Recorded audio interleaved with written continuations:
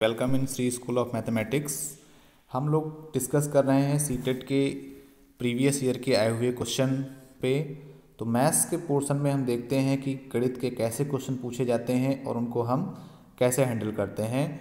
तो सारे क्वेश्चन आपके प्रीवियस ईयर किसी न किसी पेपर में सीटेट के, चाहे वो प्राइमरी का हो चाहे वो उच्च का हो, आए हुए क्वेश्चन हैं। तो हम देखते हैं कि जैसा कि पहला क्वेश्चन कहता है कि निम्नलिखित में से कौन सा सही नहीं है। यहाँ पे 4 ऑप्शन दिए गए हैं और इन 4 में से ये बताना है कौन सा सही नहीं है। तो पहला वो कहता है कि 3 घंटे और 14 मिनट। तो जैसे ही हम इसको सॉल्व करेंगे तो 3 घंटे और 14 मिनट का मतलब होता है कि 3 घंटे में कितने होते हैं मिनट, 60 × 3 तो 180 हो जाएंगे और उसमें 14 ऐड करेंगे तो 194 ही मिनट आएगा। बिल्कुल सही है, गलत नहीं है, हमें गलत ढूंढना है। फिर हम क्या करेंगे, दूसरा देख रहे हैं कि 2 किग्रा और मतलब कि 2 किलो और 30 ग्राम, तो 2 किलो में होता है 2000 ग्राम और 30 ऐड करेंगे तो यही आएगा, करेक्ट है। नेक्स्ट क्या कह रहा है कि 3 लीटर और 80 ml। तो यहाँ से लीटर में जो होता है ml होता है 1000, तो यहाँ से ये गलत है।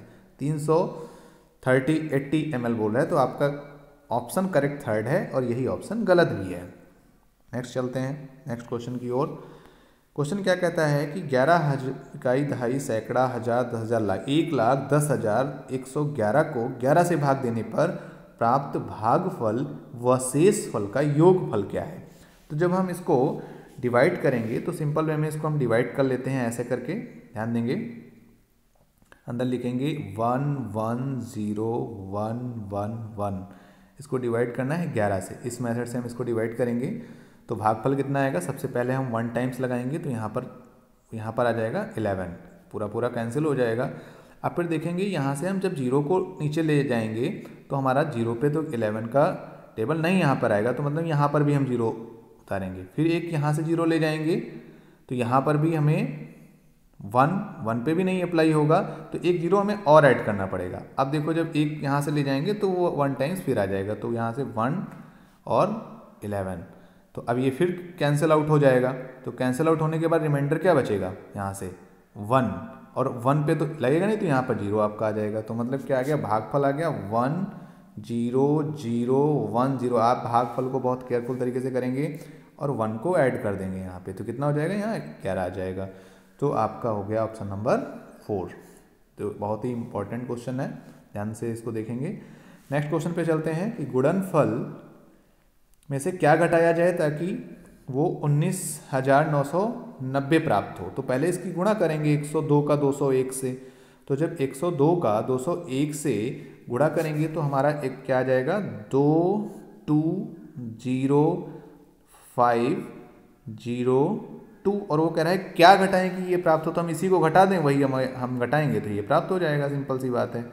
इसको माइनस कर दें, तो इसको माइनस करेंगे तो हमारे पास आ जाएगा यहाँ से 12 में से 9 जाएगा तो 3 बचेगा, फिर यहाँ पे 9 से 9 जाएगा 0 और यहाँ पर 5, तो ये 503, फर्स्ट ऑप्शन करेक्ट हो गया हमारा। बहुत सिंपल क्वेश्चन है, बस आपको ध्यान देना है मल्टीप्लिकेशन में, सब्सट्रैक्शन में और एडिशन में और डिवीज़न में। बस वो बेसिक जो हमारे यहाँ पर जो ऑपरेशन होते हैं उसी के बेसिस पे क्वेश्चन दिए जाते हैं सीटेट के प्राइमरी लेवल में।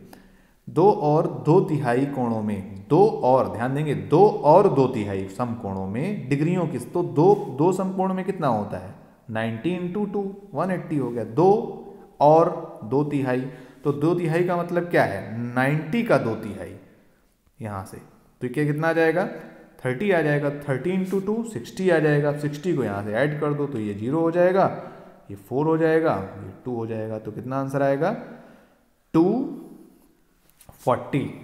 तो 240 is the correct option, first, ये सही है। नेक्स्ट चलते हैं, नेक्स्ट क्वेश्चन देखते हैं कि 35 क्या कहता है कि 1 लीटर जूस का डिब्बा घनाकार आकृति का है और उसका आधार वर्गाकार जिसकी माप 8 × 8 सेंटीमीटर, मतलब कि क्या है कि जूस जिसमें 1 लीटर आता है, तो आप बहुत अच्छी तरीके से जानते हैं कि 1 लीटर क्या होता है, 1 लीटर बराबर होता है 10 सेंटीमीटर। कोई ऐसा घनाकार डिब्बा है जो 10 सेंटीमीटर लंबा हो, 10 सेंटीमीटर चौड़ा हो और 10 सेंटीमीटर ऊंचा हो। तो ऐसे डिब्बे में 1 लीटर जो भी चीज़ें आती हैं उसके आयतन को हम 1 लीटर कहते हैं। तो लेकिन उसने क्या कहा है कि एक डिब्बा ऐसा है जो जिसका जो बेस है वो वर्गाकार है, उसके 10-10 नहीं 8x8 है। तो हमारे दिमाग में फर्स्ट क्वेश्चन ये आना चाहिए कि जो उसकी लंबाई, जो उसकी ऊंचाई होगी तो वो 10 से ज़्यादा होगी, तभी उसमें 1 लीटर आएगा। तो सारे ऑप्शन यहाँ पे 10 से ज़्यादा ही हैं, तो हमें सॉल्व ही करना पड़ेगा। तो देखेंगे क्या कहता है।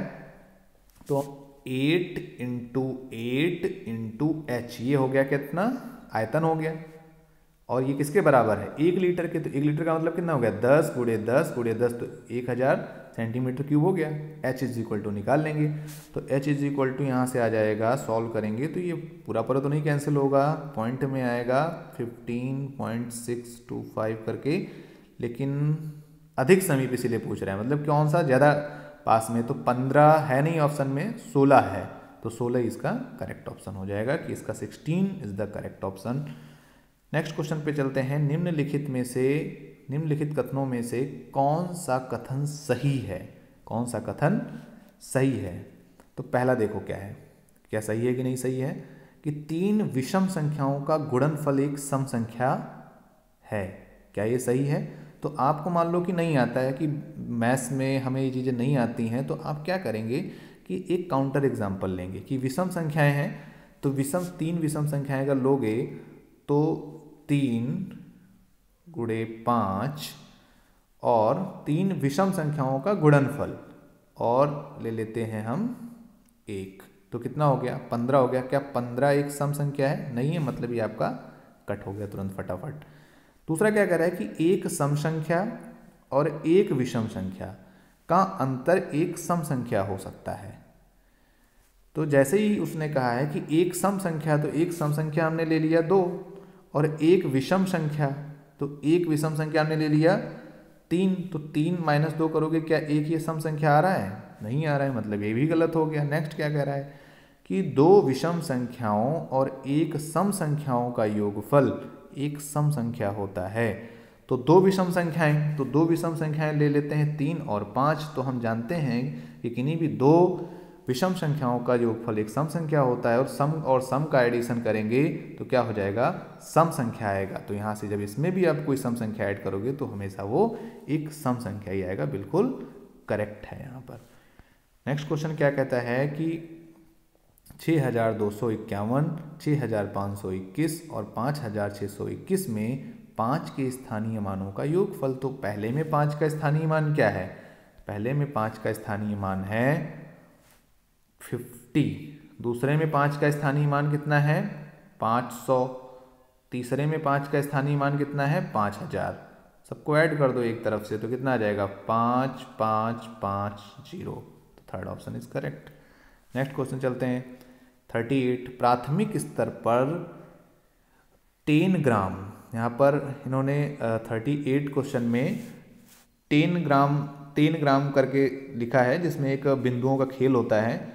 बिंदु के खेल, प्रतिरूप इत्यादि का प्रयोग विद्यार्थियों की सहायता करते हैं। ये जो खेल हैं प्राथमिक स्तर पर, वो बच्चों के अंदर क्या चीज़ें लाते हैं। तो प्राथमिक स्तर पर जो 10 ग्राम होता है, बिंदु के खेल होते हैं, प्रतिरूप इत्यादि जो होता है, तो बच्चों को स्थानिक समझ की योग्यता में वृद्धि सहायक होते हैं। तो जैसे कि आपका ऑप्शन है इसमें मूलभूत संक्रियाओं को समझने में नहीं होता है, उससे कोई मतलब नहीं है।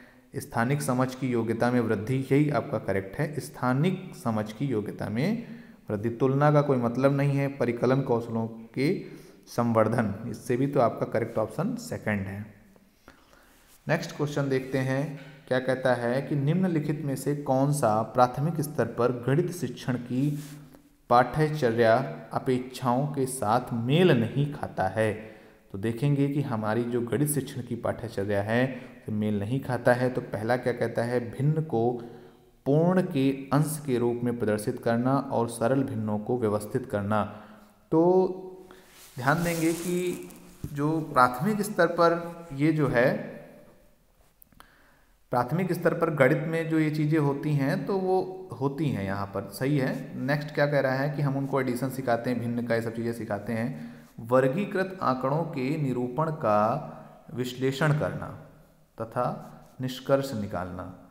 तो वर्गीकृत आंकड़ों का निरूपण, क्योंकि ये थोड़ा सा बड़ी क्लासों के लिए है, तो यही जो है प्राथमिक स्तर पर गणित शिक्षण की पाठ्यचर्या में मेल नहीं खाता है। नेक्स्ट भी पढ़ लेते हैं, अगला भी देख लेते हैं क्या है और ऑप्शन। दैनिक जीवन में तार्किक कार्य प्रणाली, सही है। मानक परिकलन प्रणाली, सही है कि भाषा और प्रतीक चिन्हों का विकास होता है बच्चों के अंदर कक्षा 5 तक। नेक्स्ट क्वेश्चन देखते हैं कि गणित की शिक्षा का मुख्य ध्येय है, गणित की शिक्षा का मुख्य ध्येय क्या है? तो ज्यामिति के प्रयोग और उनके प्रमाणों को स्वतंत्र रूप से सृजन करना।